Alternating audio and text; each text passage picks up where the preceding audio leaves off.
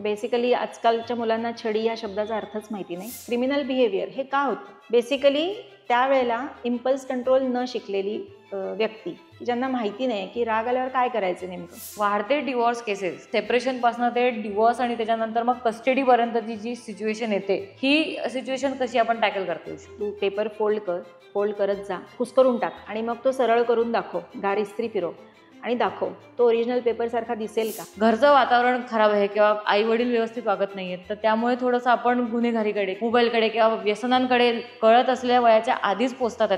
कारण माझं पॅरेंटिंग म्हणजे माझ्या चाइल्डहुडमध्ये अशा सगळ्या गोष्टी झाल्या की I get very anxious very frequently. मित्र खेळता खेळता एका मित्राला मारून टाकतात किंवा त्यांनी बॉल दिला नाही म्हणून ढकलून दिलं. तर या कंडिशनमध्ये त्या पोरांचं नंतर काय होतं की त्यांनी कमिट तर केलेलं आहे, तर कंट्रोल झालेला नाही आहे, त्याच्यानंतरची त्यांची काय मानसिकता असते.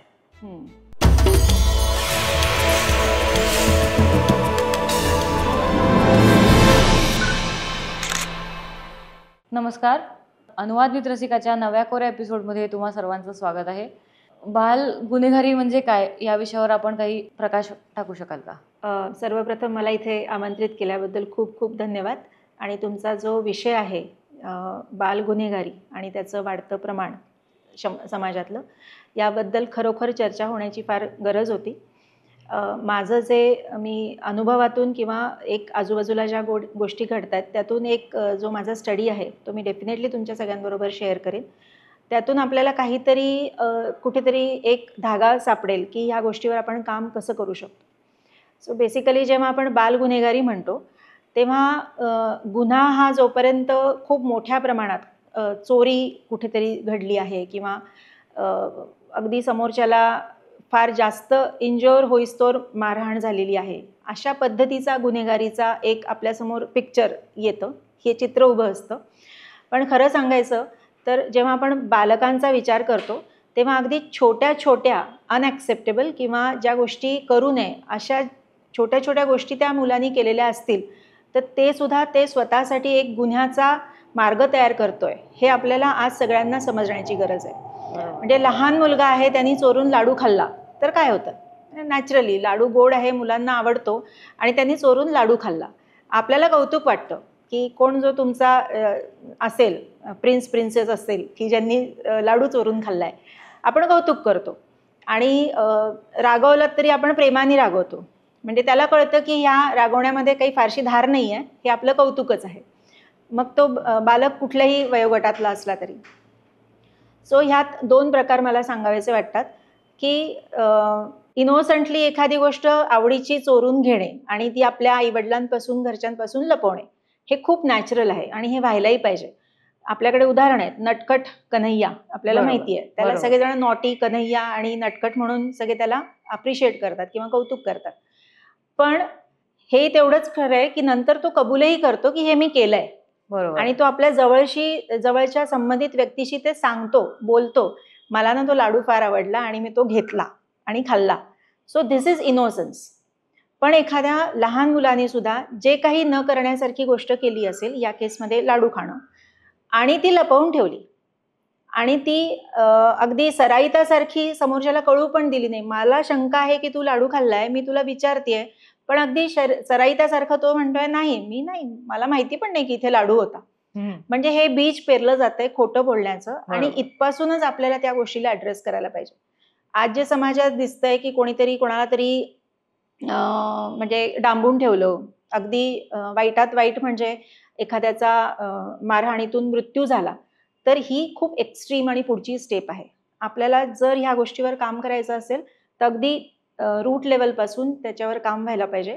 म्हणजे बाल गुन्हेगारी न म्हणता आपल्याला त्याला कदाचित मुलांचे छोटे मोठे प्रॉब्लेम्स जे आपण सॉल्व्ह करू शकतो असं त्याचं चित्र आपण पालटू शकू असं मला वाटतं. जसं आता तुम्ही म्हणालात की प्रिन्स आणि प्रिन्सेस म्हणजे हे ट्रीटमेंट जे आपण देतो पोरांना की माझा पोरगा म्हणजे अगदी म्हणजे राजाच आहे आणि हे प्रत्येक घरात आजकाल सातत्याने दिसतंय, तर त्यांच्यात ती असते की मी महत्वाचा आहे किंवा माझ्यासाठी सगळं चाललेलं आहे.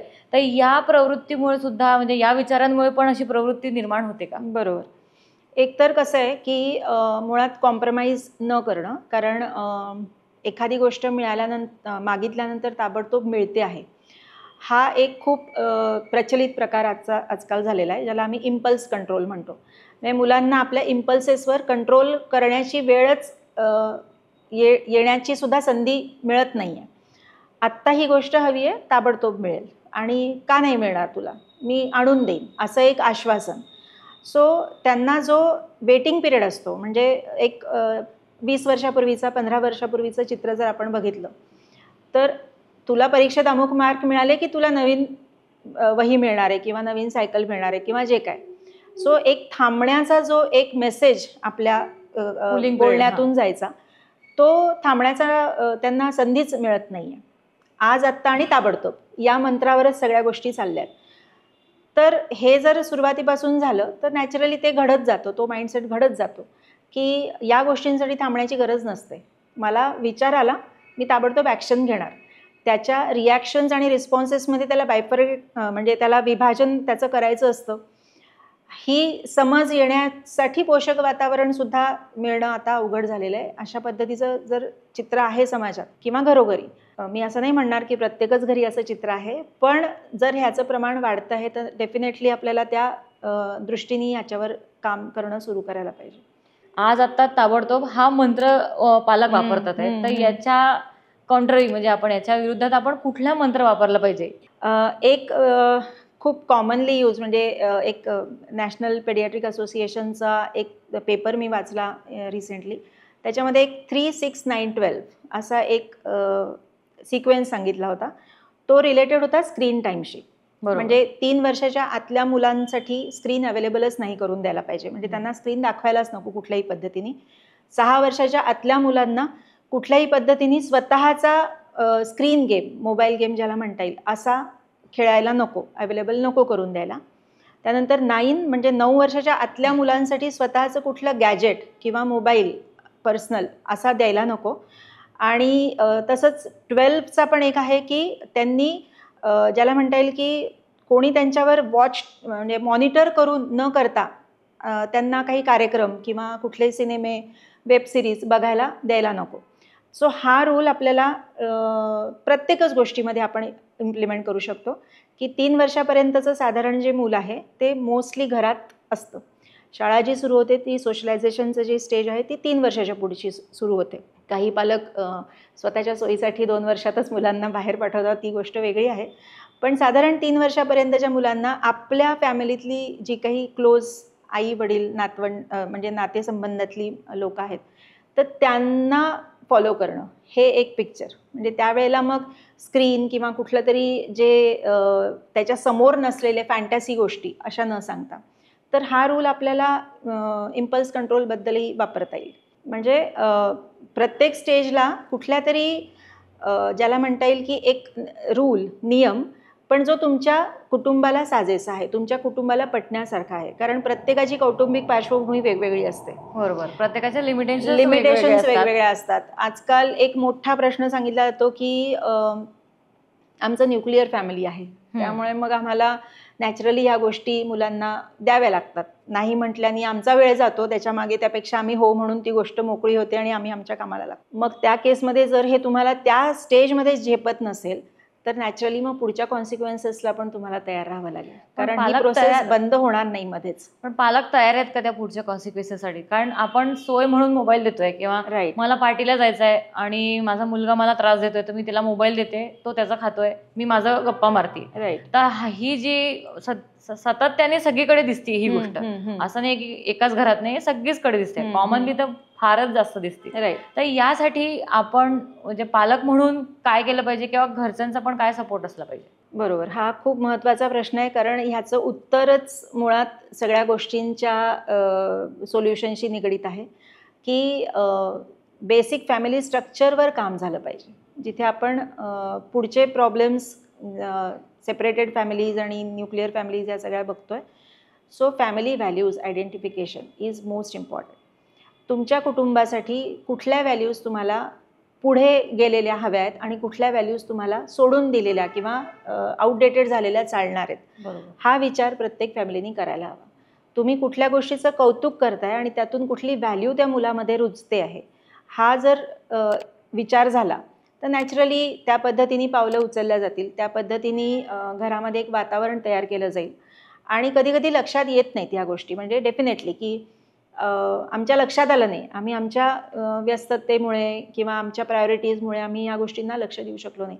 But then at that point एक ओपननेस, ज्याला म्हणता येईल ॲक्सेप्टन्स, की ठीक आहे इथपर्यंत आमचं चुकलं, but now I need to correct it. बरोबर. हा ओपननेस असेल, आणि हा नुसता पालकांमध्ये नाही, कुटुंबातल्या प्रत्येक व्यक्तीशी हा ओपननेस गरजेचा आहे. पण रेक्टिफिकेशनची वेळ निघून गेल्यावर किंवा वय झाल्यानंतर मिळते का, म्हणजे मुलांच्या बाबतीत आई वडिलांना, किंवा आता 6 वर्षाचा झालाय तर आपण ह्या गोष्टी आता नाही बदलू शकत, तर मग ते काय करता येईल, की आता आपण हे केलेलंच आहे, तर आता आपल्याला ते सिच्युएशन हँडल करायला डिफिकल्टच जात आहे, किंवा हे करायला नको, तर हे कळल्यानंतर जी अपराधी भावना पालकांच्या मनात येते, राईट, तर त्याच्याबद्दल आपण काय करू शकतो?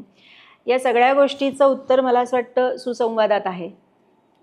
जोपर्यंत तुम्हाला खरंच लक्षात येत नाही की ही स्टेप माझी मिस झाली आहे, इथे मी चुकले, पण तुम्ही संवाद साधून समोरच्याला जर ते कम्युनिकेट करू शकलात, आणि that communication should be transparent, म्हणजे त्यामध्ये तुम्ही कुठेही अहंभाव किंवा ज्याला म्हणता येईल की मी चुकलो आहे आणि मी माझी म्हणजे चूक कबूल करतोय म्हणजे मी महान आहे, सो ती ट्रान्सपरन्सी त्याला म्हणत नाहीत ॲक्च्युली. सो तुमचा संवाद असा असला पाहिजे की तुम्ही त्यातून काहीतरी काहीतरी निष्कर्ष शोधण्याच्या साठी तुम्ही संवाद साधताय. कबूल करा की ही स्टेज माझी स्किप झाली, मी त्यावेळेला या गोष्टींमुळे मला सगळा जो काय वेगळ्या प्रायोरिटीज होत्या, माझा वर्कलोड होता, माझा स्ट्रेस होता, माझं वेगळं फील्ड होतं, but now I have realised, म्हणजे ही स्टेज आहे की माझे डोळे उघडलेत. आणि हे तुम्ही अगदी लहान मुलांना जरी सांगितलं ना, ते सुद्धा खूप प्रेमाने तुम्हाला ॲक्सेप्ट करतात. आणि हे आम्ही मोस्टली आता रोजच्या ह्याच्यात बघतो की क्लासमध्ये जसं आमचं टीचर्स ओरिएंटेशन किंवा टीचर्स वर्कशॉप्स असतात, त्यामध्ये टीचर्स म्हणतात की असं कसं होईल की 0 टॉलरन्स आहे आणि आम्ही अजिबात मुलांना काही बोलायचं नाही आणि ते कायम दंगा करतील, तर आम्हाला काहीतरी त्यांना सांगावं लागेल ना. ते बऱ्यापैकी त्या वेगवेगळ्या क्लुप्त्या ज्याला म्हणतात ते वापरतात की ह्यातून आपल्याला रेग्युलेट करता आलं पाहिजे मुलांचं बिहेवियर, पण ते होत नाही. आणि मग त्यावेळेला कुठला तरी आवाज कोणाचा तरी चढतो किंवा रागवण्याची वेळ येते, एखाद्या वेळेस सौम्य प्रकारची शिक्षा देण्याची त्यांना वेळ येते, आणि मग ते मुलांना लक्षात येतं की आता मला थांबलं पाहिजे कारण मला शिक्षा मिळते. पण तुम्हाला माहिती आहे की ह्या मुलाला ह्या शिक्षेची गरज नव्हती, ह्या मुलाला फक्त सांगण्याची गरज होती की हे असं नाही, असं करून बघ, तर तुला वेगळे काहीतरी त्याच्यातून आणखीन आनंददायी गोष्टी मिळतील. सो आम्ही त्यांना सांगतो की go to them and accept, say sorry. तुम्ही जे एक्सपेक्ट करता समोरच्याकडून की माझं चुकलं आणि मी सॉरी, तुम्ही सॉरी म्हणल्यानंतर फक्त आय कॉन्टॅक्ट न करता म्हणून निघून जाणं इज नॉट प्रोडक्टिव्ह. तुम्ही ॲक्सेप्ट करा की ह्या स्टेजला असं मी बोलायला नको होतं, या स्टेजला मी ही ॲक्शन करायला नको होती. हे जर तुम्ही ट्रान्सपरंटली जाऊन बोललात, so they are very much open to understand your feelings, they are very much open to understand your way of accepting them. आणि त्यावेळेला ते फार, म्हणजे त्यांचं तुमचं कनेक्शन आणि बॉन्डिंग फार स्ट्रॉंग होतं. Same applies with parents and children. म्हणजे पेरेंट्सना कधी कधी वेळ मिळत नाही बोलायला. पेरेंट्स जर कुठेतरी एक दिवस बसून बोलू शकले की हे बघ, हे असं सगळं माझं शेड्यूल आहे, यामध्ये जर मी मध्येच तुला कुठेतरी प्रॉमिस केलं आणि ते पाळू शकलो नाही, सो मला ते पटणार नाही. त्यापेक्षा आपण असं करूया की अमुक एक 5 दिवसांनी हा प्लॅन करू, will it be okay for you. So मुलांना पण कळेल की मला पण ह्यांनी इन्व्हॉल्व करून घेतल्या डिसिजन मेकिंगमध्ये, आणि that will create a greater bond. त्याच्यामुळे जो पालक आणि मुलांचा एक छान बॉन्डिंग होतं, हेल्दी बॉन्डिंग होतं. त्याच्यामुळे पुढे ज्या काही समस्या येतील किंवा मागचे जे काही राहून गेलेले गोष्टी असतील, त्या तुम्ही कधी पण आयुष्यात मांडू शकता. अशी काही उदाहरणं आहेत आमच्याकडे की मुलं मोठी झाल्यावर त्यांच्या लक्षात आलं की माझं पॅरेंटिंग या पद्धतीने झालं आहे आणि म्हणून मी असं आहे, म्हणून ते आमच्याकडे येतात काउन्सिलिंगला की I get very anxious very frequently and I can't control that anxiety, कारण माझं पॅरेंटिंग म्हणजे माझ्या चाइल्डहूडमध्ये अशा सगळ्या गोष्टी झाल्यात. सो आम्ही त्यावेळेला मग फॅमिली थेरपीवर जास्त रिलाय करतो, आणि त्यावेळेला खरोखर त्या कुटुंबातल्या मंडळींना हे रिअलाईज झालेलं असतं की कुठेतरी त्या पॉईंटला हे न करता हे व्हायला हवं होतं. सो या गोष्टी जेव्हा घडतात तेव्हा याचं अंडरलाईंग एकच थॉट आहे इम्पल्स कंट्रोल. तुम्ही जो विचार करताय त्यातून ज्या तुम्ही इमोशन्स तुमच्यामध्ये डेव्हलप होत आहेत त्याच्यावर तुम्ही जर ताबडतोब ॲक्शन घेतली, so that action will be your reaction which is not expected. तुम्ही जी काही इमोशन भावना तुमच्यामध्ये निर्माण होते ती जर तुम्ही ओळखलीत, ती जर तुम्ही समजून घेतलीत, तर त्यानंतर जे तुम्ही ॲक्शन घ्याल that will be your response. आणि ते अपेक्षित आहे. सो इमोशनल अवेअरनेस आणि इमोशनल इंटेलिजन्स हा मुलांमध्ये जो आजकाल म्हणतात की फार गरजेचा आहे. आधीच्या पिढींना हे पटकन ॲक्सेप्ट होत नाही, त्यांना ही नवीन टर्म वाटते आणि त्यांना हे कधीतरी फॅडही वाटतं. पण हे जर रिअलाईज झालं इमोशन्सच्या स्टेजला, तर ते ॲक्शन्सच्या स्टेजला आपल्याला त्याला चॅनलाइज करता येतं.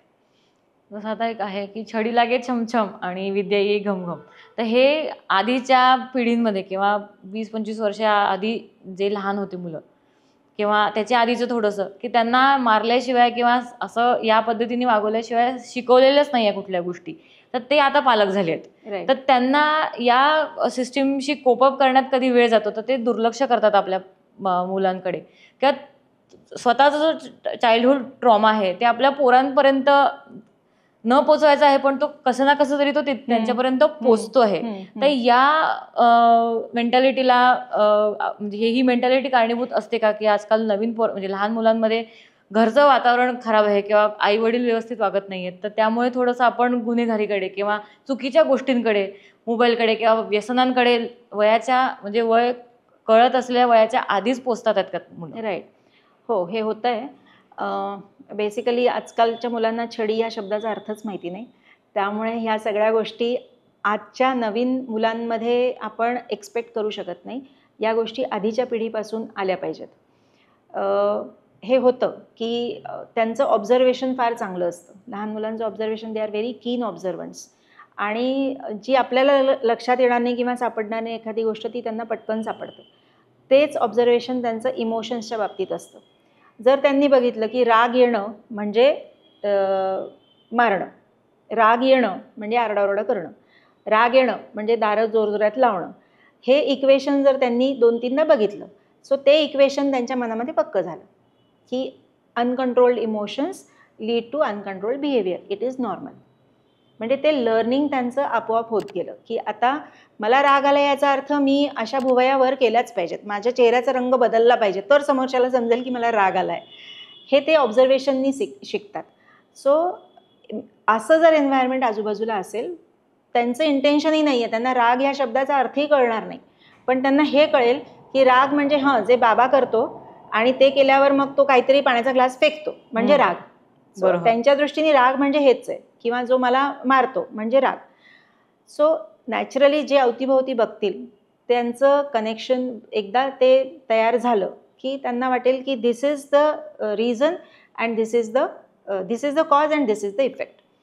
त्यामुळे असं वातावरण घरी शक्यतो असावं की ज्याच्यातून इमोशनल अवेअरनेस आणि इमोशन्स नंतरचं रिस्पॉन्स हा समजून घेण्याचं, छोट्या छोट्या गोष्टींनी. आत्ता बाबांना राग आलाय, तू आता त्यांना पाण्याचा पेला नेऊन दे, पण त्यांच्याशी काही बोलू नकोस, बघू आपण काय करतायत ते. सो हा जो गॅप क्रिएट होतो त्यावेळेला इम्पल्सिव्हली आपण ॲक्शन घेत नाही हे मुलांना कळतं.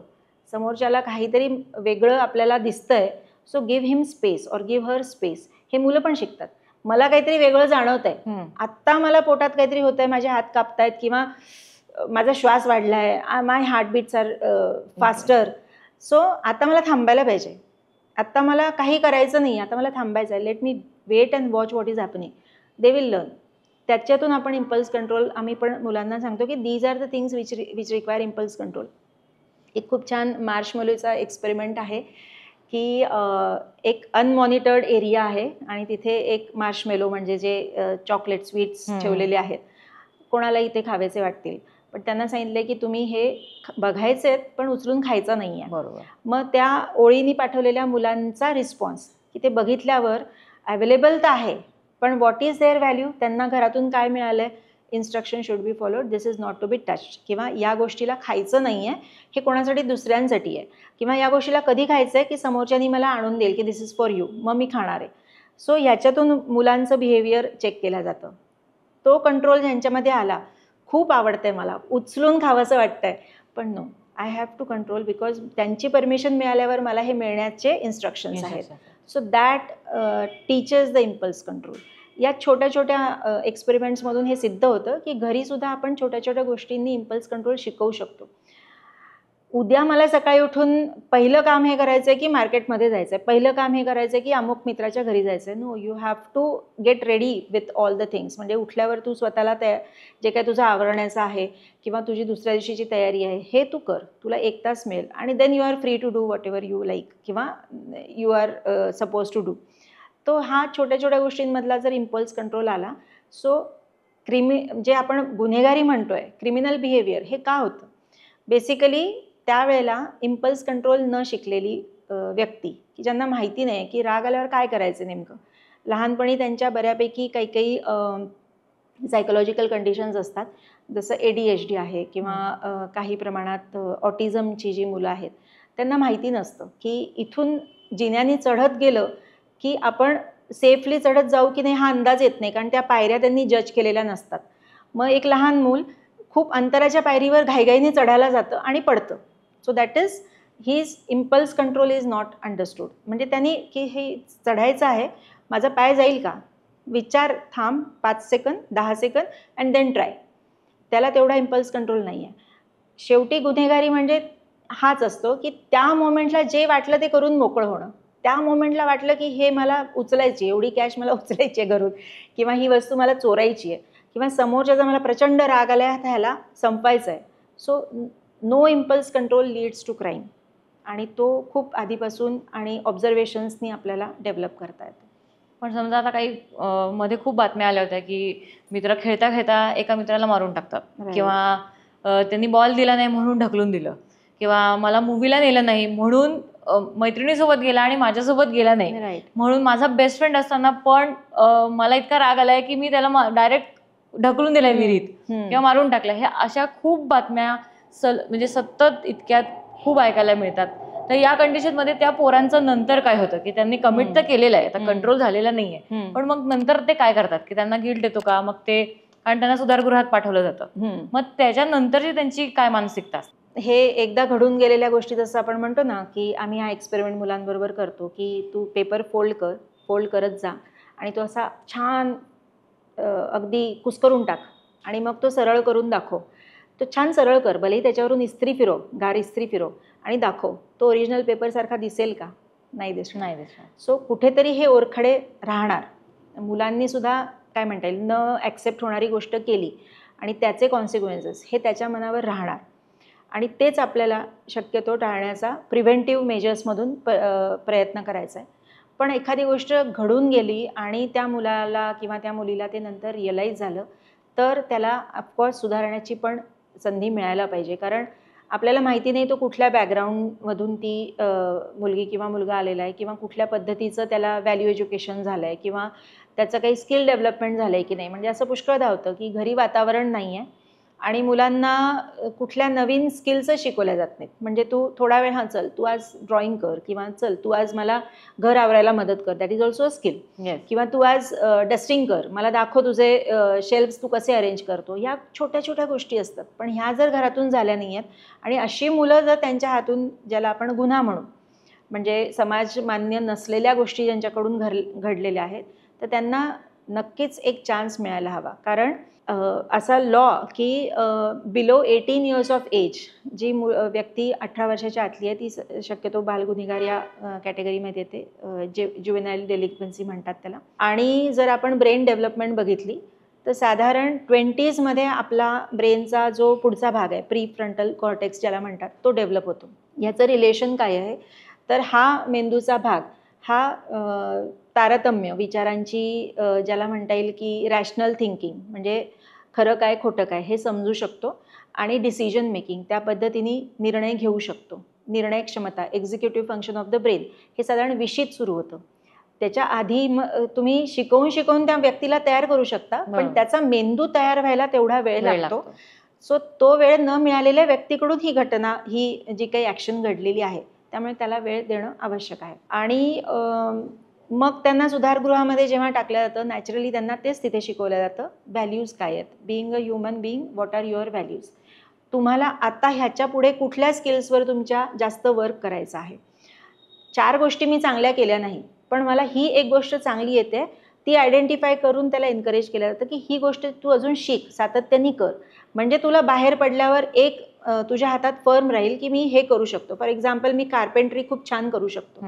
मग माझ्या 4 गोष्टी वाईट आहेत, पण लोक मला माझ्या या स्किलमुळे ओळखायला सुरुवात करतील. सो ती व्यक्ती समाजामध्ये सामावून घ्यायला मदत होते. सो अशा पद्धतीने त्यांच्यावर काम होतंय आणि झालंच पाहिजे. तर आता तुम्ही कार्पेंट्रीबद्दल बोललात की आता हे उदाहरण झालं. जसं लाईव्ह स्किल्स आहेत की आता मोबाईलपासनं किंवा स्क्रीनपासनं दूर ठेवण्यासाठी काही लाईव्ह स्किल्स आपण शिकले पाहिजेत का किंवा पोरांना शिकवले पाहिजे का? आधीच्या काळात पोरं कसं शेतात जायची, तर तशा अजून आपण स्किल्स मुलांमध्ये डेव्हलप करू शकतो का? आणि त्या कशा पद्धतीने केल्या पाहिजे आणि कुठकुठून ती आपल्याला अपॉर्च्युनिटी मिळू शकते? संधी पुढे जाऊन समाजात बऱ्याच मिळू शकतात, पण पुन्हा मी तेच सांगेन पहिले पाडे 55 की संधी ही घरातूनच पहिली मिळाली पाहिजे. हे तुझं काम नाही आहे, हे आईचं काम आहे, किंवा हे तुझं काम नाही आहे, याच्यासाठी आपल्याकडे कामाला बाई येते, हे तू करू नकोस, हे सांगणं म्हणजे त्यांना स्किल डेव्हलप करण्यापासून परावृत्त करणं. बरोबर. त्यामुळे घरातल्या छोट्या छोट्या गोष्टींमध्ये कपडे काढणं, कपड्यांचे चिमटे लावणं, कपड्यांच्या घड्या घालणं, हे सुद्धा स्किल डेव्हलपमेंटचा भाग आहे. आधी म्हणजे लोकांना हे घरकाम वाटतं किंवा हे फार काय म्हणता येईल, लोक म्हणतात फार वेळखाऊ काम. म्हणजे त्याच्यातून तुम्ही काय शिकता, पण ते शिकतो, आपणही शिकतो आणि मुलांना बेसिकली ते शिकण्याची गरज असते. स्टफ म्हणतात ते, अननेसेसरी स्टफ, असा एक फार फेवरेट शब्द आहे. So this is not unnecessary stuff, this is a necessity for developing the basic life skill. त्यांची कामं त्यांनी करणं, किंवा आज कंटाळा आलाय पण हे काम तू कधी करशील हा प्लॅन त्यांना बनवण्यासाठी प्रवृत्त करणं, ही सुद्धा लाईफ स्किल आहे. त्यानंतर moving to like outside the home, म्हणजे घरातून हे शिकल्यानंतर आता पालकच सगळं कसं करणार ना, शेवटी सामाजिक प्राणी आहे, मुलं बाहेर जाते. सो शाळांमधून जे आता लाईफ स्किल्स हा एक वेगळा टॉपिक आहे, हा एक वेगळा सब्जेक्ट शिकवला जातो, ज्याच्यामध्ये तुम्ही त्यांना वेगवेगळ्या गोष्टींबद्दल विचार करण्याची संधी, म्हणजे काही ॲक्टिव्हिटीजमधून, काही गेम्समधून ती संधी त्यांना दिली जाते. असं झालं तर काय, A+B=C, पण मग is it that B-C is also A?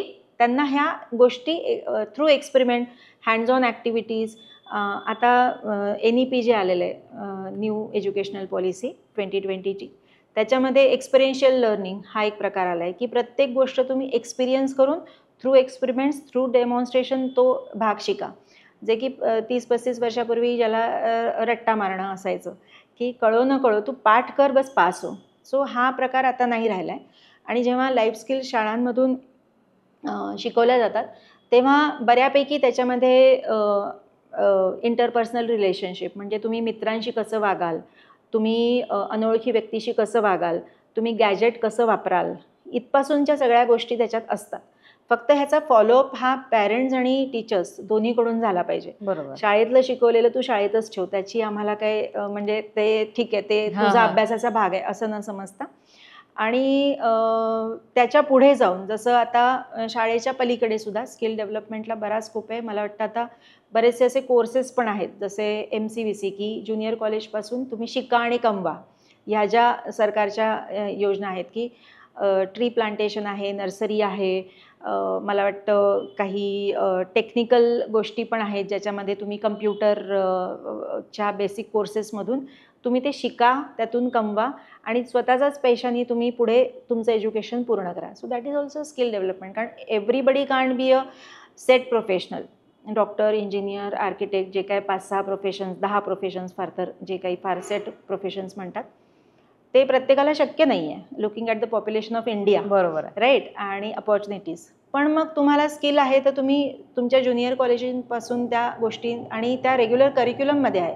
बागकाम हे रेग्युलर करिक्युलममध्ये आहे, ॲग्रिकल्चर हे रेग्युलर करिक्युलममध्ये आहे, ज्वेलरी मेकिंग हे रेग्युलर करिक्युलममध्ये आहे, toy making is a profession. So it is also in the curriculum की तुम्ही हे शिकू शकता ज्युनियर कॉलेजपासून. सो अशा गोष्टींमध्ये जिथे कन्स्ट्रक्टिव्हली त्या व्यक्तीची, त्या मुला किंवा मुलीची एनर्जी आणि ॲबिलिटी यूज होईल, सो अशा कन्स्ट्रक्टिव्ह फील्ड्समध्ये मुलांना काम करायला एनकरेज करणं, तसं वातावरण निर्माण करणं, यातून बऱ्याचशा सामाजिक गोष्टींचे हे जे दिसतात आहे दुष्परिणाम दिसतात आहे मुलांच्या अनवॉन्टेड बिहेवियरचे हे थांबू शकतील. आई वडील आपल्या मुलांबद्दल विचार करत असतात की आता हा सुधरूच शकत नाहीये किंवा हा याच्याकडे इतके प्रयत्न करून झाले आहेत की आपण आता ही कंडिशन आली आहे की आता काहीही केलं तरी हा आता सुधारणारच नाही, तर याला इसकी हालत पे इसको छोड दो, म्हणजे आता त्याला सोडून दिलं पाहिजे किंवा त्याला त्याचं काय आहे की आपण इतकं करून थकलोय, आता आपल्या हातात काही राहिलं नाही, आपल्या हातात काही राहिलं नाहीये आणि आपण प्रयत्न करून पण आपण कंटाळलोय. तर आता या स्टेजवर आल्यानंतर मुलांना खरंच सोडून द्यायचं का काय, आपण म्हणजे डेड एंडला पोहोचल्यानंतर पुढे अशी कंडिशन आली आहे तर पुढे जायचं कसं, कारण मागे तर वळता येत नाहीये आणि पुढे जायचं आहे पण तुम्ही विलिंग आहात पण तुमचं शक्ती संपलेली आहे. तर अशा कंडिशन मध्ये आपण काय केलं पाहिजे आणि कसे कसे मेजर्स घेतले पाहिजे? राईट, हा फार क्रुशल प्रश्न आहे, कारण अशी परिस्थिती खरोखर येते. म्हणजे एका पॉईंट नंतर असं वाटायला लागतं वी आर हेल्पलेस, आणि त्यावेळेला सोडून देण्याशिवाय पर्याय राहत नाही असंही वाटायला लागतं.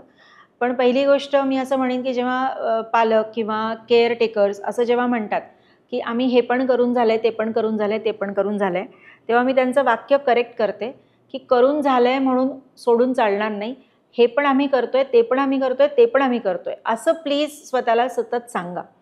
कारण काय होतं, कुठलीही सवय जर व्हायची असेल एखाद्या गोष्टीची तर इट इज वेल नोन नाव की 21 डेज चॅलेंज सगळ्यांना माहिती झालेलं आहे की 21 दिवस एक गोष्ट सातत्याने करा तर त्याचं तुम्हाला सवय होते. बरोबर. इवन लहान मुलांना जेव्हा आपण ब्रेस्ट फिडिंग करणारं बाळ आणि त्याला विनिंग सुरू करतो तर त्याला नॉर्मल जे खाण्यावर त्याला शिफ्ट करायचं असतं त्यावेळेला ते सांगितलं जातं की तुम्ही 21 दिवस अर्थात सातत्याने हे करा आणि नवीन टेस्ट जी इंट्रोड्यूस करायची आहे ते एकच पदार्थ त्याला वारंवार 8 दिवस देत राहा. म्हणजे कुठल्याही गोष्टीची सवय व्हायला, त्याचे रिझल्ट दिसायला त्यामध्ये सातत्य फार गरजेचं असतं. जेव्हा आपण म्हणतो माझ्या मुलाला मी रागवूनही झालं, कोंडूनही झालं, मामाकडे पाठवूनही झालं, त्याला अन्न देणं बंद करूनही झालं, तेव्हा ते तुम्ही किती वेळ, how frequently you have done it matters the most. त्याला जर कळलं की हा थ्रेशोल्ड आहे, 2 दिवस यांचं नाटक असतं, तिसऱ्या दिवशी मला सगळं मिळतं, so he has developed that mentality की मला 2 दिवस पेशन्स ठेवायचं आहे, 3rd day I am the raja. हा मेसेज, फार चुकीचा मेसेज मुलांना मिळतो आहे, म्हणून मग पालकांची शक्ती संपते. हे इतकं सोपं आहे, स्वच्छ आहे, पण हे तोंडावर कोणाच्या सांगणं फार अवघड असतं की पालकांना तुमची चूक इथे आहे असं दाखवून फार म्हणजे चालत नाही. त्या केसमध्ये आम्ही त्यांना सजेस्ट करतो you better go with family therapy and counselling, ज्याच्यामध्ये आम्ही म्हणजे पालकांचं कसं असतं, ह्याला सुधरवायचं आहे, ह्याला तुम्ही काउन्सिल करा, आणि त्या व्यक्तीचं, मुलाचं मुलीचं असं असतं मैं अच्छा हूँ मेरी जगह, मेरे मम्मी पापा को आप समजाओ. बरोबर आहे. तर असं होऊ शकत नाही ना, तुम्ही दोघं नाण्याच्या म्हणजे 2 बाजू आणि एकाच नाण्याच्या 2 बाजू आहात. सो तुम्ही एकत्र बसा, एकत्र बोला, एकत्र ठरवा what is the plan of action, so it will work. हे एक नॉर्मल रुटीनमध्ये सवयींच्या बाबतीत. जेव्हा आपण गुन्हेगारीच्या बाबतीत किंवा व्यसनाधीनतेच्या बाबतीत म्हणू, ज्यामध्ये सिव्हिअर क्लिनिकल कंडिशन्स असू शकतात, लाईक ते खरोखर चॅलेंजिंग असतं, त्यावेळेला मग तुम्ही जसं आता आपण मगाशी बोललो बाल सुधारगृहासारखी परिस्थिती तिथे पाठवणं गरजेचं असतं, किंवा मग त्या केसमध्ये मेडिकेशनची गरज असते. बाल सुधारगृह खरंच चांगलं असतं का? पण मोस्ट ऑफ द केसमध्ये चांगलं असतं की नसतं, कारण तिथे इतके लोक सगळे गुन्हेगारीच प्रवृत्तीचे लोक आले आहेत. राईट. तर प्रत्येक मुलाकडे त्या पद्धतीने लक्ष दिलं जातं का? आणि लक्ष दिलं जातं तर ते खरंच बरे होतात का? आणि बाहेर येऊन ते खरंच दुसरं काही करत नाहीत का? हा वॉच ठेवण्याकरता कोणी असतं का? अर्थात हा वॉच सरकारच ठेवतं त्यांच्या डेटा आणि त्यांच्याकडे जे फॅक्ट्स आलेले असतात त्याच्यावरून. पण त्याहूनही जास्त, जसं आपल्याला माहिती असतं की गुगलवर अमुक ठिकाणाचं 4.8 रेटिंग आहे आणि आपण जातो. बरोबर. तिथे जाऊन जेव्हा आपल्याला अनुभव येतो तेव्हा आपण ठरवतो की खरंच इथे पुढे यायचं का नाही यायचं. तसं थोडंसं तुमच्याकडूनही ज्यांना त्या ठिकाणाची माहिती मिळाली आहे, तुम्ही तपास अजून करू शकता, अजून माहिती काढू शकता.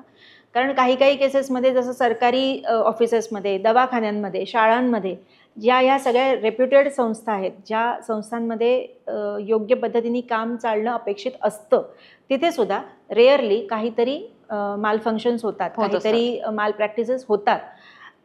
कारण त्यातली कामं करणारी सगळी माणसं एकाच उद्देशाने आलेली नसतात.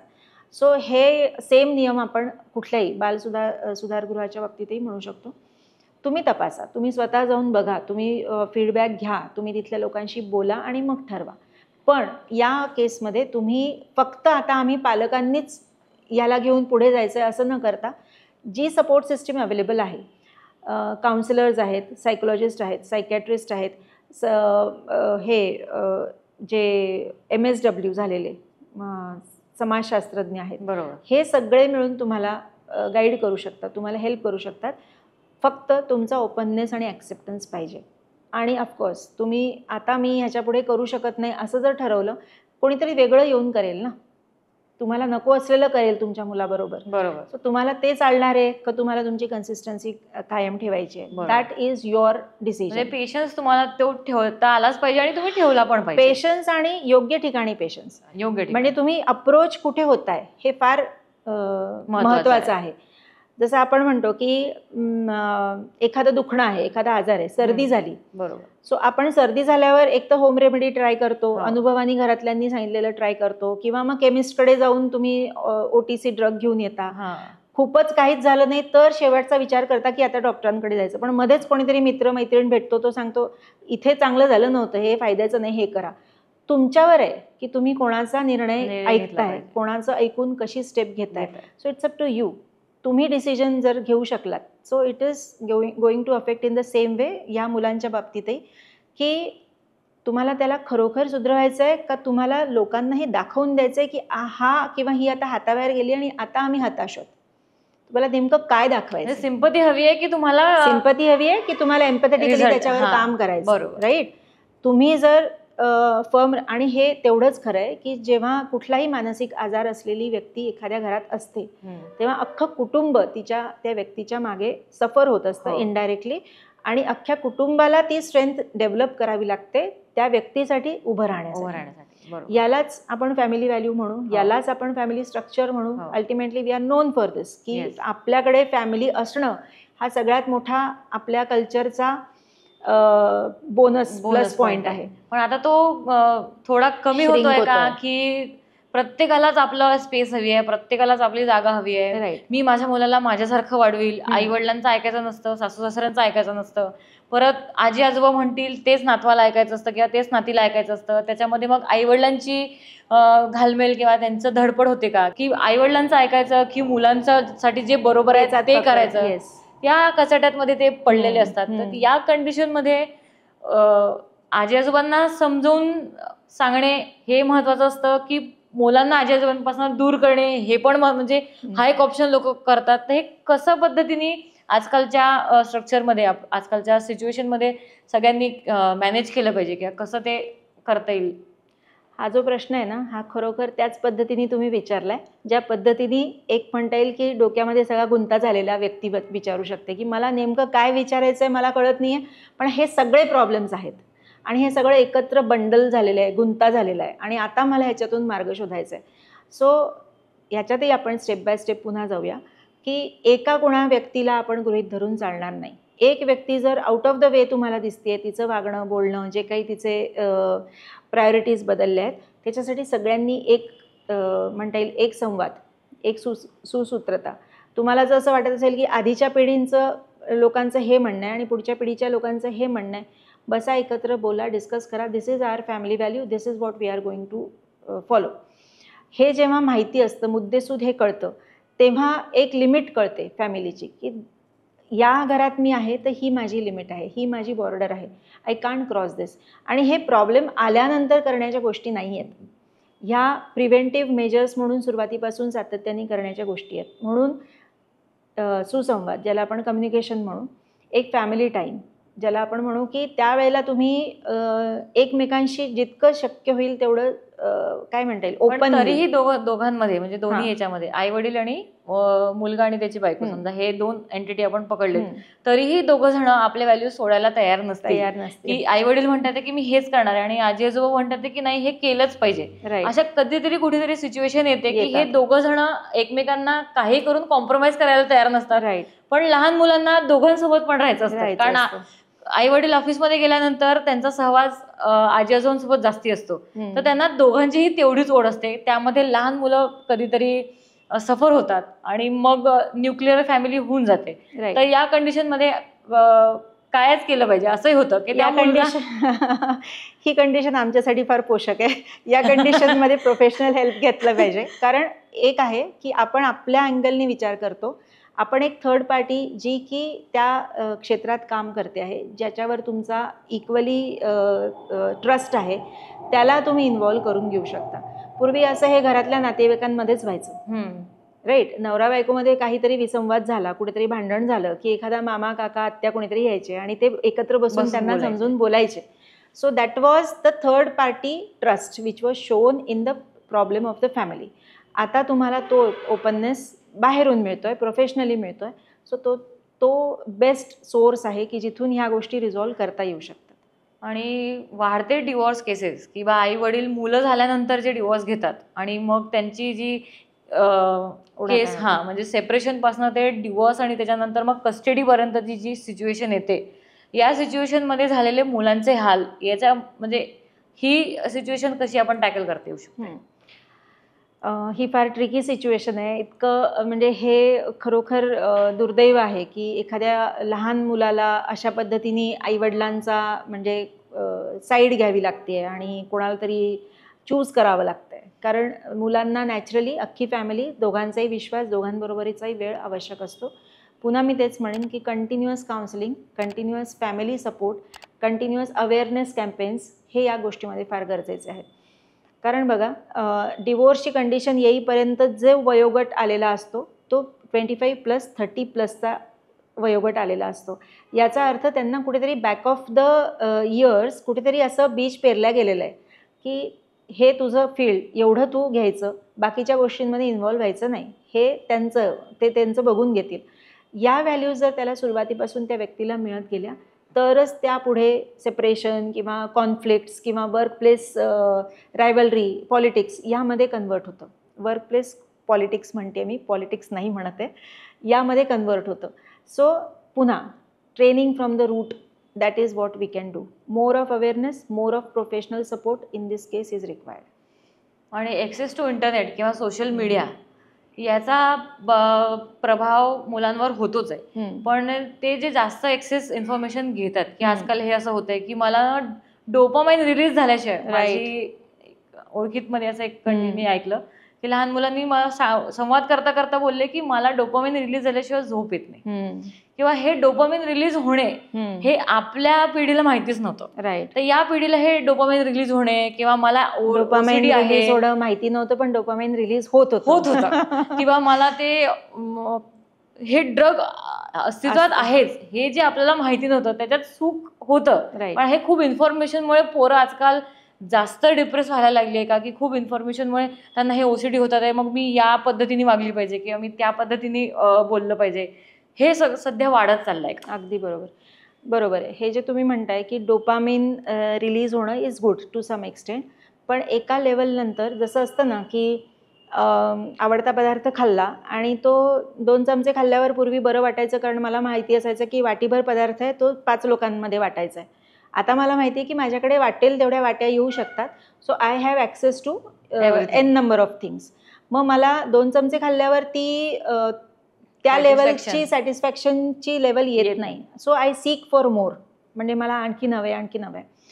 आणि इट इज बट नॅचरल. ह्या तत्वावरच आपले सगळे ब्रेन केमिकल्स फंक्शन करतात की ॲट अ सर्टन लेवल की आता हे रिलीज झालं आहे, याला तुम्ही हॅबिच्युएटेड झालात, आता go for the next level.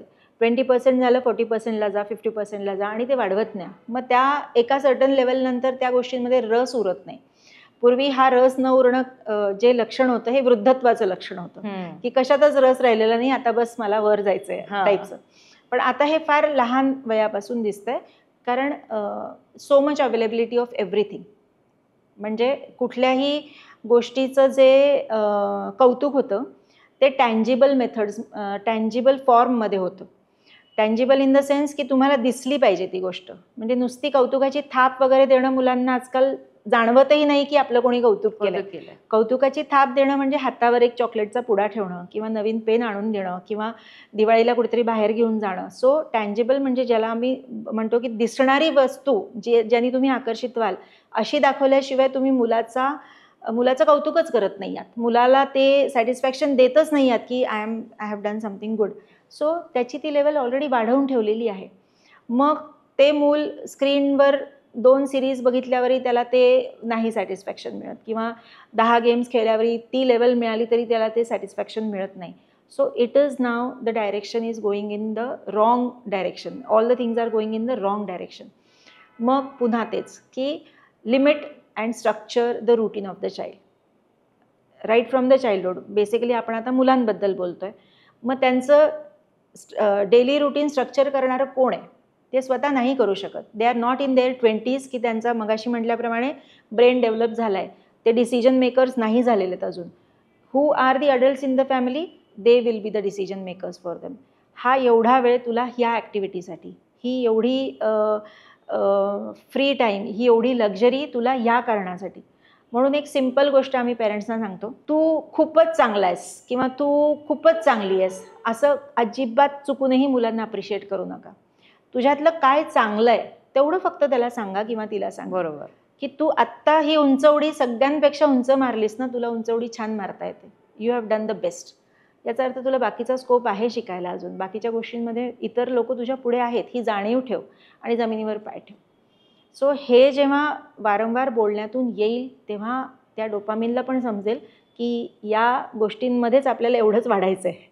आपल्याला सडनली वाढत वाढत एका लिमिटनंतर नाही वाढायचं आहे. आपण शेवटी जे ॲक्शन्स करू किंवा जे वर्ड्स बोलतो त्यानेच ब्रेनचे केमिकल्स अफेक्ट होत असतात आणि त्या ॲक्शन्समधूनच ते रिलीज होत असतात किंवा कमी रिलीज होत असतात.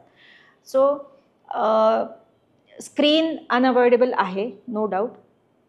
काही गोष्टी फॉर एज्युकेशनल पर्पज स्क्रीन आवश्यक आहे कुठल्याही फॉर्ममध्ये. मोबाईल आहे, टॅब आहे, लॅपटॉप आहे. पण तुम्ही कंटेंट कुठला घेताय, किती वेळासाठी घेताय आणि त्या 2 कंटेंट घेण्यामध्ये तुमचा गॅप किती आहे, म्हणजे त्याची वारंवारता, फ्रिक्वेन्सी किती आहे, त्याचा ड्युरेशन किती आहे, हे फार महत्त्वाचं आहे. आणि हे मॉनिटर घरातलं कोणीतरी मोठी जबाबदार व्यक्तीच करू शकते. त्यामुळे मुलं अशी होत आहेत म्हणण्यापेक्षा फॅमिली सिस्टीम, पालक काय रोल प्ले करत आहेत ह्याच्यावर जर आपण जास्त फोकस केला, तिथे आपण जर जास्त काम केलं तर मुलं कशी होत आहेत त्याचा रिझल्ट आपोआप आपल्याला सगळ्यांना समाजात दिसायला लागेल.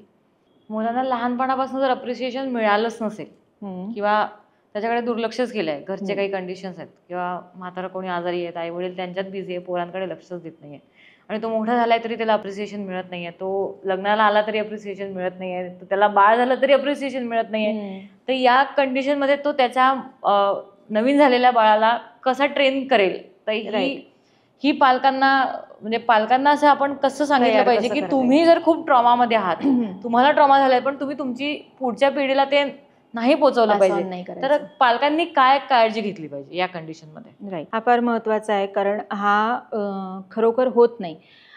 आजकाल लग्न ठरलं किंवा पालकांच्या भूमिकेमध्ये आपल्याला जायची तयारी करायची, याचा अर्थ प्री वेडिंग शूट होतात किंवा मग ते काय बेबी शॉवर्स होतात आणि त्याचा इव्हेंट होतो आणि त्याचे सोशल मीडियावर फोटोज पोस्ट होतात. माझं असं मत आहे की ह्या स्टेजमध्ये, म्हणजे तुम्ही एका स्टेजमधून दुसऱ्या स्टेजमध्ये जाताय, तुम्ही नवीन जबाबदारी घेताय. सो पब्लिकली हे सेलिब्रेट करायचं आणि नंतर त्यातून काहीच निष्पन्न न निघायचं, त्यापेक्षा तुम्ही स्वतःला ज्याला आम्ही म्हणतो पेंटअप इमोशन्स, की काही भावना, काही इमोशन्स आपल्या सबकॉन्शियस माइंडमध्ये दडलेल्या असतात, आपल्याला रिअलाइजही होत नाही. म्हणजे आपल्याला वाटतं की ही व्यक्ती फार हसतमुख आहे, सगळ्यांना छान भेटते, बोलते, सगळ्यांशी फ्रेंडली आहे, बट वी नेवर नो की तिच्या आतमध्ये कुठलं तरी एक असं दडलेलं आहे की she is very sad due to some personal reason. She is very perhaps cruel due to some personal reason, आणि दिसतंय सगळ्यांना की नाही शी इज व्हेरी हॅपी किंवा ही फार कोऑपरेटिव्ह व्यक्ती आहे. सो ह्या पेंटअप इमोशन्स काढण्यासाठीच्या ॲक्टिव्हिटीज जर तुम्ही प्री वेडिंग शूट किंवा बेबी शॉवरच्या ऐवजी जर केल्या, त्याच्यामध्ये वेळ पैसा दिला, so you will be at a neutral stage to manage the next generation. म्हणजे पुढच्या जबाबदारी घेण्यासाठी तुम्ही तुमची पाटी बऱ्यापैकी कोरी करू शकाल. कारण आम्ही काही अशा काउन्सिलिंग टेक्निक्स यूज करतो की ज्यामध्ये त्या व्यक्तीला आधीच्या इव्हेंट्समधून, आधीच्या सिच्युएशन्समधून, अनुभवांमधून एखाद्या व्यक्तीवरचा राग आहे, एखाद्या व्यक्तीबद्दलची भीती आहे, तर ती कशी न्यूट्रलाइज करायची, त्या व्यक्तीला कसं डिसेन्सिटाईज करायचं त्या इमोशन्समध्ये, हे त्याच्या सेशन्समधून आम्ही करून घेतो. तर ह्याला जर तुम्ही सायंटिफिकली अप्रोच झालात या गोष्टीला, मी असं नाही म्हणणार की ठीक आहे आता तुम्हाला ही एक टर्म कळली की pent up emotions, then you type on the Google what are my pent up emotions आणि त्याला एक लिस्ट देईल आणि मग ठीक आहे this is not possible for me, this is not possible, हां हे मी करू शकतो, चल लेट अस ट्राय इट. आणि मग ते मी केलं आणि पुढच्या 8-10 दिवसांनी लक्षात आलं की काही फायदा नाही झाला. इकडे मी नुसतं माझा स्क्रीन टाईम त्या 3 दिवसातला वाढवला. So this is not the way to approach the things. तुम्ही एक प्रॉपर त्याच्यासाठी जे प्रोफेशनल आहेत त्यांना जर अप्रोच झाला, they will analyse, they will assess and you have to be open for it. म्हणजे तुम्ही मला मदत हवी आहे अशा वृत्तीने जर गेलात तर तुम्हाला डेफिनेटली तो ॲक्सेस मिळेल, त्याचा रिझल्ट तुम्हाला डेफिनेटली दिसेल. एक सोपंसं एक उदाहरण रिसेंटली झालं आहे म्हणून देते. एक मुलगा आहे 23-24 वर्षाचा असेल, अदरवाईज ही इज व्हेरी काम आणि फ्रेंडली आहे, सोशल आहे, पण आणि आईशी फार अटॅच्ड आहे. म्हणजे वडिलांपेक्षा तो आईशी खूप असा क्लोज आहे आणि म्हणजे आईचं काही दिसलं की तो पटकन ऐकतो, वडिलांना जरा गुंडाळून ठेवलं आहे असं एक पिक्चर आहे. सो आता म्हणजे या स्टेजला आल्यानंतर तो असा बोलतो की तू मला लहानपणी खूप मारायचीस. तर तिच्या आईच्या सगळ्या ज्या काही जबाबदाऱ्या असतील, त्यावेळेची तिची फेज असेल, कदाचित तिला तो मार्ग सोपा वाटत असेल, तिच्या इनकम्प्लिशन्स असतील जी की त्या मुलावर त्या दाखवत असेल तर ती बदडत असेल त्या मुलाला. पण ती आई म्हणते की म्हणजे हे दोघंही माझ्याकडे आलेले आहेत आणि ती आई म्हणाली की हे असं काय हा सांगतो, मला खरं असं काही आठवत नाही बरं, मी एवढं काही त्याला वाईट ट्रीट केलं आहे वगैरे, पण आता तो तुम्हाला काहीच म्हणतो वगैरे असं. आणि हे सगळं हसत संवाद, म्हणजे असं कुठे नाही की रागावून किंवा हे, पण ती इमोशन त्या मुलाच्या मनामध्ये आहे की आईने मला लहानपणी फार बदडलं आहे. आणि मग तो आठवणी करून देतो, अगं त्या दिवशी नाही का तुझा हात दुखते म्हणाली होती आणि तू केळसुणीने मला बदडलेलं आहे. म्हणजे हे सगळं त्याला सिक्वेन्स हा पूर्ण 25शीत आठवतोय, जो की त्याच्या हार्डली 5व्या-6व्या वर्षी 8व्या वर्षीपर्यंत घडला असेल. आणि मग जेव्हा आम्ही त्यांना बसवलं, त्या आईशी बोललो, मुलाशी बोललो, तर त्यांना आईला नॅचरली त्या गोष्टींचं महत्त्व कळत नव्हतं किंवा रिअलाईज होत नव्हतं की मी इतकी वाईट वागले. आमचं तर खूप छान प्रेम आहे, तो माझ्याजवळ येऊन सगळ्या गोष्टी सांगतो, मी त्याच्यावर फार भरोसा ठेवते, मला माहिती आहे माझा मुलगा चांगला आहे वगैरे टाईपचं. मग आम्ही एक एक गोष्ट जसं उलगडत गेलो तसं त्या आईला कळलं की तो जो स्पेसिफिक टाईम पिरियड हा मुलगा म्हणतोय, त्याच्या साधारण 4थ्या-5व्या वर्षीपासून ते 10व्या वर्षापर्यंत, त्यावेळेला तिच्या घरामध्ये बरेचसे प्रॉब्लेम्स होते जे एक कुटुंबामध्ये असतात, पाहुणे, आजारपणं टाईपचे. आणि त्या आईला स्वतःचं जे प्रोफेशन डेव्हलप करायचं होतं त्याच्यासाठी अजिबात वेळ मिळालेला नव्हता. हे जेव्हा त्यांना आरसा दाखवून दिला की बेटा आईची ही फेज होती, आई अशी तुझ्याबरोबर वागली, आणि आईला की तुमची ही फेज होती म्हणून ह्या गोष्टी घडल्यात, तुम्ही समजून घ्या काय करायचं. ते दोघं बसून ढसाढसा रडले. ठीक आहे, नॅचरली त्यांना रिअलायझेशन झालं की असं काहीतरी झालं आहे. But what is the outcome? त्यांना कळलं की ही फेज होऊन गेली आहे, या गोष्टी घडून गेल्या आहेत आणि ह्या एका कारणामुळे घडल्या होत्या. तू माझ्या वाईटावर नव्हतीस किंवा मी आज तुझ्या वाईटावर नाही आहे, आपलं नातं तेवढंच हेल्दी आहे. So this can happen with anyone. ही एक स्टेप बाय स्टेप. आता ह्याच गोष्टीमध्ये जर आपण पटकन काहीतरी त्यांना रिमार्क दिले असते किंवा पटकन त्याच्यावर लेबल केलं असतं की तू आता अग्रेसिव्ह आहेस मुलगा, आणि आईला की तू आता डिप्रेस्ड आहेस, सो आपण ते लेबल देऊन दिलं आजारपणाचं, जे की अनप्रोफेशनल आहे आणि जे की त्यांनी त्यांचं ठरवलं आहे की मी डिप्रेशनमध्ये आहे कारण माझा मुलगा मला लहानपणी असं केल्याचं वारंवार बोलून दाखवतोय. ते कोणाच्याच हिताचं झालं नसतं. पण आज अशी कंडिशन आहे की त्यांना त्यांचा आरसा दिसलेला आहे, त्यांना कळलं की काय घडून गेलं आहे, आज काय आहे and how to go head. So हे हेल्दी रिलेशन्स तुम्हाला आपसात जर करायला जमत नसतील, डेफिनेटली तुम्हाला प्रोफेशनल हेल्प घेऊन त्याचा फायदा होऊ शकतो.